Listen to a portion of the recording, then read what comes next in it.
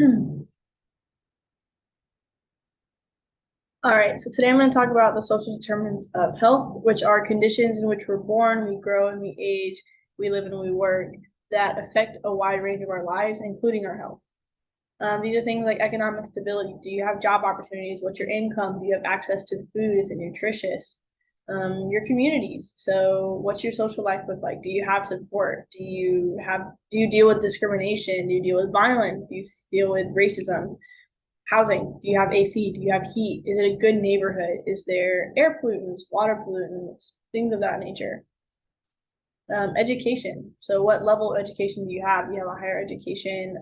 What's your health literacy level? Am I talking to a child who's never been to a doctor before or a doctor like this before? Am I talking to a professional athlete? And your access to health services. So do you have a health insurance? What's your provider availability? Things of that nature. All of these things lead to different health outcomes and can affect these health outcomes. So things like mortality, morbidity, life expectancy, healthcare expenditures, health status, and functional limitations. So this is an example of a graphic that is pretty common. At the top, you can see all the outcomes that I just mentioned. And then at the bottom is all the social determinants of health. In this case, they separated economic stability and food. I put mine together, but you can always pause and read if you want to look into those. So the importance of this presentation is to implement this into a clinical setting in order to improve our patient care. So in an article by the Canadian Medical Association Journal, they said that selective inquiry based on clinical considerations is very important, which basically just means that we need to ask the sensitive questions in a way that's sensitive and caring, but they're important to ask and they need to be asked. And they actually proved this per se with a study on social history questionnaires in which they use these questionnaires to differentiate the patients who were below poverty line with a sensitivity of 98 and a specificity of 68. So this is a very important thing that needs to be done. You can do this basically in 2 steps. So 1, social diagnosis, 2, social prescribing. Social diagnosis, we're taking all those questions that we ask, all the questionnaires that we had them fill out, and we're trying to figure out where they fall economically, what their health status is, what their health literacy is, what access do they have to healthcare, to good food, to good housing, things of that nature. And we're using that information to then prescribe them and give them the resources that they need to make their life easier or to find the right food or to find accessible healthcares that'll accept their provider, things of that nature.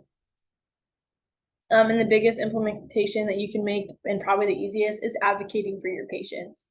This can be shown in increased education, both in the classroom and in the clinics. Yes, it's important to educate our patients or our patients' parents.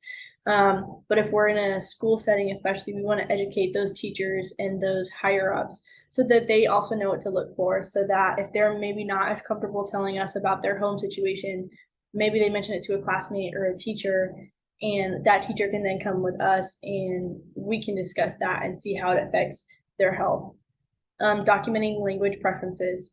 If they speak one language more fluently than the other, or even if their parents do, providing that information in a way that they can understand it, one will better our relationship with the patients, but it will also increase the patient's understanding and education of the social determinants of health and how it's affecting them.